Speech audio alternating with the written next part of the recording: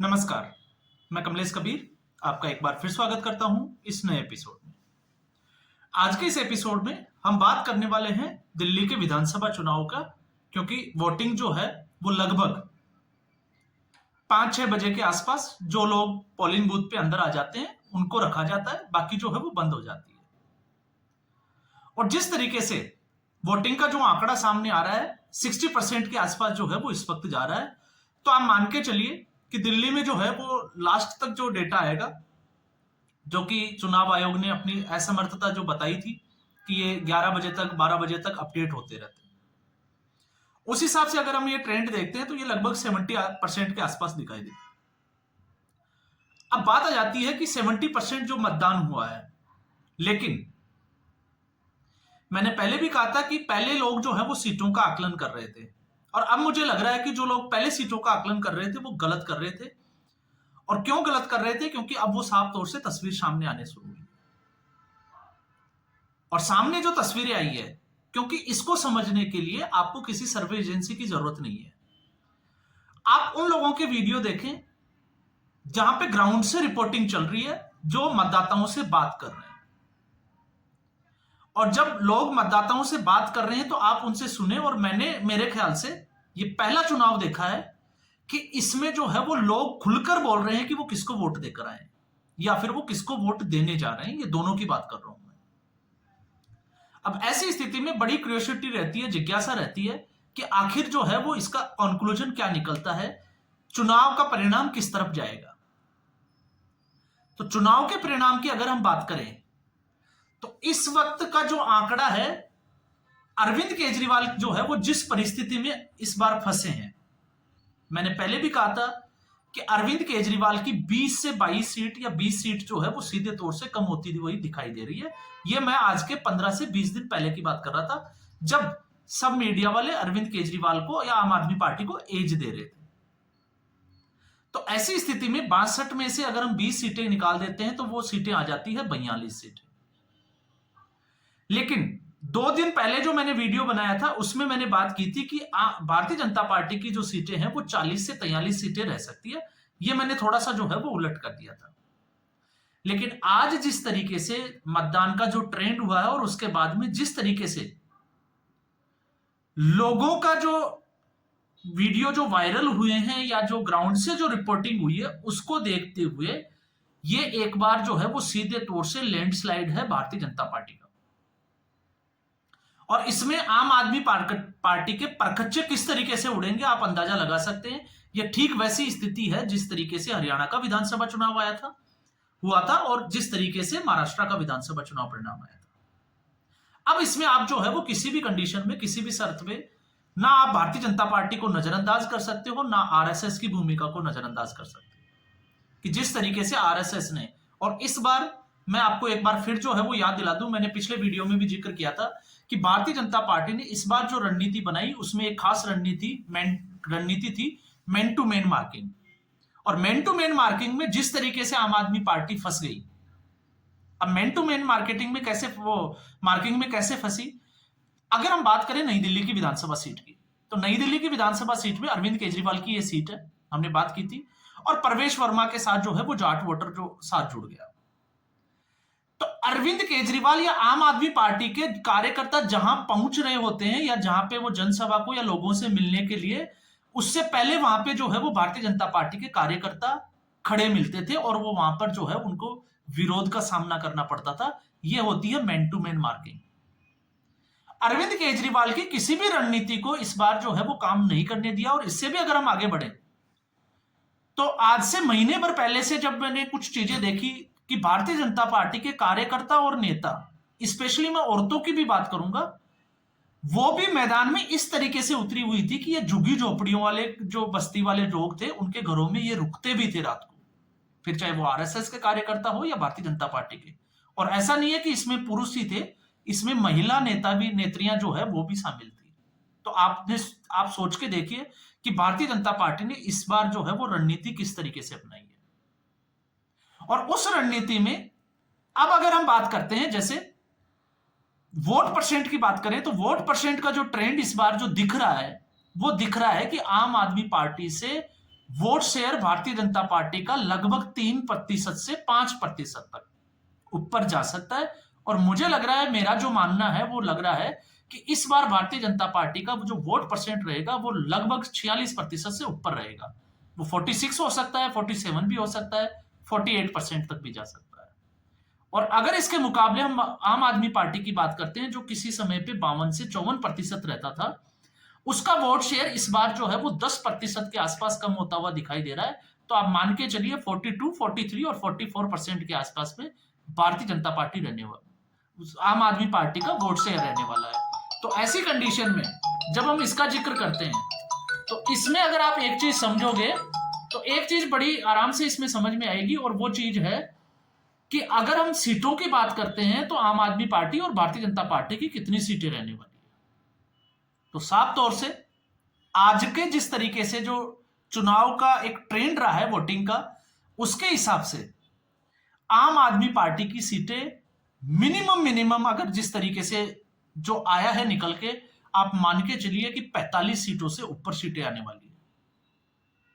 और ऐसा मैं क्यों कह रहा हूं, आप ये कह सकते हो कि आम आदमी पार्टी जो है वो 62 से इतनी कम नहीं आ सकती, लेकिन जब आपको ये लगे कि बदलाव की चर्चा चल रही है और बदलाव की लहर, परिवर्तन की लहर अगर चल रही है, तो उसमें इसी तरीके की सुनामी आती है और उसमें मामला जो है वो उल्टा पड़ जाता है। आपने महाराष्ट्र का चुनाव परिणाम देखा था।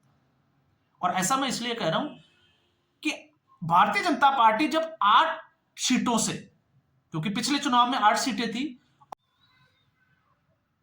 सॉरी थोड़ा सा डिस्टर्बेंस हो गया था, तो हम बात कर रहे थे यहां पर सीटों की। तो जब हम सीटों की बात करें कि भारतीय जनता पार्टी 8 सीटों से अगर वो 32 या 30 से ऊपर जाती है, तो यहां पर तो लोग जो है वो खुल्लम खुल्ला ये कह रहे हैं कि परिवर्तन के लिए उन्होंने बटन दबाया है। और इसके लिए मैं आपको बता देता हूं, इस बार अरविंद केजरीवाल का झुग्गी झोपड़ियों वालों ने साथ नहीं दिया है। अरविंद केजरीवाल, जिन वोटर की हम बात करें कि किस कास्ट का, या हम कहें कि जो ट्रेंड करता है, चाहे वो दलित वोटर हो, मुस्लिम वोटर हो या ओबीसी का वोटर हो, तो यहां पर अरविंद केजरीवाल सिर्फ और सिर्फ ओबीसी और मुसलमानों का जो वोट परसेंट है उसमें थोड़ा सा आगे दिखाई देते हैं। जहां पर ओबीसी का वोट परसेंट है उसमें लगभग 3 से 4% का डिफरेंस रहने वाला है, क्योंकि भारतीय जनता पार्टी ने अच्छा कवर किया है, फिर चाहे वो दलित वोटर हो चाहे ओबीसी का वोटर हो। ऐसा जो है वो ट्रेंड दिखाई दे रहा है। यहां पर आम आदमी पार्टी, हम ये कह सकते हैं कि ओबीसी के वोटर में थोड़ी आगे है, लेकिन मुस्लिम वोटर में, जो कि सबको लग रहा था कि इस बार जो है वो कांग्रेस पार्टी अपना वोट बैंक वापस जो है वो लेने में कामयाब हो जाएगी, लेकिन इस चुनाव में वो दिखाई नहीं देता है। मुसलमानों ने जो है वो खुलकर वोट दिया है, और खुलकर जो वोट दिया है वो अरविंद केजरीवाल को दिया है। इसमें जो है वो ज्यादा, आप अगर ये सोच रहे हो कि कांग्रेस पार्टी का साथ दिया है, तो ऐसा दिखाई नहीं दिया। और अगर आप ये सोचे कि भारतीय जनता पार्टी को वोट दिया होगा, तो इसकी आप कतई उम्मीद ना रखें। और ऐसा मैं इसलिए कह रहा हूं क्योंकि मुस्लिम वोटर का सिर्फ एक ही, जैसे मैंने पिछले एक वीडियो में, आपने को पता हो तो मैंने बोला था कि अगर कोई मुस्लिम मतदाता ये कहे कि कांग्रेस पार्टी चुनाव ही नहीं लड़ रही, आप उठा के देखिएगा कांग्रेस पार्टी का, वो कांग्रेस पार्टी के टैगलाइन के साथ ही मैंने वो थंबनेल डाला था। कांग्रेस पार्टी का अगर वोटर ये कह दे कि कांग्रेस पार्टी चुनाव ही नहीं लड़ रही, तो हम उसको वोट देकर अपना वोट खराब क्यों करें, तो आप समझ सकते हैं कि उसकी मानसिकता क्या है। तो फिर भारतीय जनता पार्टी को कौन हराएगा? आम आदमी पार्टी। तो उसका वोट जो है वो आम आदमी पार्टी को ही गया है। और यहां पे आप देखिएगा, लगभग मुस्लिम मतदाताओं का 70% के आसपास जो वो मतदान है वो आम आदमी पार्टी के फेवर में जाएगा। तो यहां पर अरविंद केजरीवाल ने जो है वो बड़ी बाजी मारी है। लेकिन अगर मुस्लिम मतदाता के ऊपर बाजी मारी है तो वो भारतीय जनता पार्टी, क्योंकि भारतीय जनता पार्टी को मुस्लिम मतदाता वोट करता ही नहीं है, और जो सोचते हैं कि वो करता है वो गलतफहमी में रहते हैं। तो यहां पर अरविंद केजरीवाल ने कांग्रेस पार्टी को एक बार फिर जो है वो डिफीट कर दिया है, चुनावी लड़ाई में तो जो है वो एक बार फिर परास्त कर दिया है। तो ये गठबंधन में ये अरविंद केजरीवाल जो है वो चुनाव परिणाम के बाद ये कह सकते हैं कि उन्होंने कांग्रेस पार्टी को एक बार फिर जो है वो चुनाव में हरा दिया है। लेकिन ओवरऑल अगर हम सीटों पे आ जाते हैं, तो मैं एक बार फिर कह देता हूं आपको कि इस बार जो है वो जो लग रहा है कि जिस तरीके से महाराष्ट्र में लैंडस्लाइड हुआ था, ठीक उसी तरीके से दिल्ली में लैंडस्लाइड होने वाला है। और मैं मिनिमम जो है वो भारतीय जनता पार्टी को सीटें, क्योंकि एक ट्रेंड जो वेरी करता है। तो मेरा मानना है कि मिनिमम जो सीटों की संख्या है वो 43 या 45 रह सकती है, ऊपर जो है वो 50 सीटों तक जा सकती है, ऐसी संभावनाएं हैं। तो फिर अब सवाल खड़ा हो जाता है कि अगर चुनाव दिल्ली का इस बार इतना परिवर्तन हो गया तो फिर आम आदमी पार्टी के बड़े नेताओं का क्या होगा। तो बड़े नेताओं में अरविंद केजरीवाल श्योरिटी के साथ अपना चुनाव हार रहे हैं, आतिशी मार्लेना अपना चुनाव हारेगी, और मनीष सिसोदिया भी जो है वो इस बार हवा में उड़ना इनका तय है। तो आम आदमी पार्टी के दूसरे नेता, जो छोटे कद के नेता है, वो जरूर आम आदमी पार्टी की लाज बचा सकते हैं, लेकिन बड़े नेताओं का बहना जो है वो बिल्कुल तय है। और ये अरविंद केजरीवाल की हड़बड़ाहट जो है वो बता भी रही थी। और इस बार तो आप देखिए, आपने देखा होगा जब रिपोर्टर ग्राउंड पे निकलते थे तो मतदाता जो है वो ये बताने से हिचकिचाते थे कि वो किस पार्टी को वोट दिया है, लेकिन आज तो खुल्लम खुल्ला बात चल रही है, हमने बदलाव के लिए वोट दिया है। झुग्गी झोपड़ी वालों से बात हुई है तो वो सीधे तौर से कह रखे हैं कि अरविंद केजरीवाल ने कुछ नहीं दिया और अब हमें जो है वो मोदी से उम्मीद है कि वो शायद पक्के मकान देंगे। और ऐसा क्यों है, इसकी भी वजह है। जिस तरीके से भारतीय जनता पार्टी में नरेंद्र मोदी ने एक नैरेटिव सेट किया और आपदा चिपका दिया, आम आदमी पार्टी का नाम ही उन्होंने बदलकर आपदा कर दिया। लेकिन साथ में एक बात और निकल कर आई थी झुग्गी झोपड़ियों वालों के लिए। अरविंद केजरीवाल ने यह कहा कि भारतीय जनता पार्टी आएगी तो वो झुग्गी झोपड़ियां तोड़ देगी, उनको झोपड़ियों से बाहर निकाल देगी। भारतीय जनता पार्टी ने इसको कैच किया और उन्होंने इसको कन्वर्ट बदल दिया। कैसे? भारतीय जनता पार्टी झुग्गी झोपड़ियों से निकाल के आपको पक्के मकान देगी और पक्के मकानों में बसा देगी। और अरविंद केजरीवाल के ऊपर एक बड़ा आरोप ये लगा, क्योंकि वो जिस मतदाता के आश्रय पे उछल रहे थे, जिस तरीके से शीला दीक्षित के बनाए हुए जो झुग्गी झोपड़ियों वालों के मकान थे, लगभग 50,000 फ्लैट, वो अरविंद केजरीवाल ने डिलीवरी ही नहीं किए। और पिछले 10-12 साल में, 15 साल में अब वो जो है वो खंडर बन गए। आपने देखा होगा, स्वाति मालीवाल ने वो दिखाए भी थे। दूसरा, यमुना। इसके अलावा एंटी इनकम्बेंसी।